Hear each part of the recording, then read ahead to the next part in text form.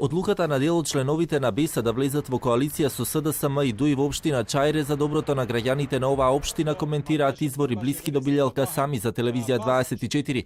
Велат за сега не можат да коментираат кои ќе бидат следните чекори и дали тоа ќе значи и официјално коалицирање со СДСМ и ДУИ, но да објаснуваат дека се во постојана комуникација со премиерот Заев и дека ќе ги поддржат сите реформи на владата кои се во корист на граѓаните. Одлуката на огранокот на БЕСА во Чајре во интерес на граѓаните од оваа општина.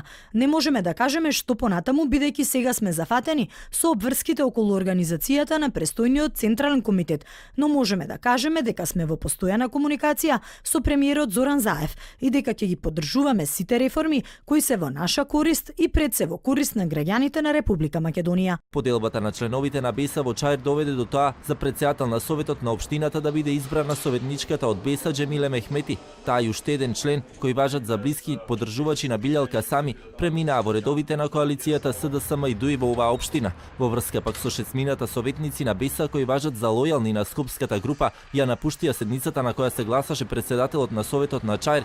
Извори за телевизија 24 пак велат дека движењето БЕСА е опозиција во Советот на општина Чајр. Освен двајцата бивши советници на БЕСА кои сега преминаа во ДУИ, ништо друго не е сменето.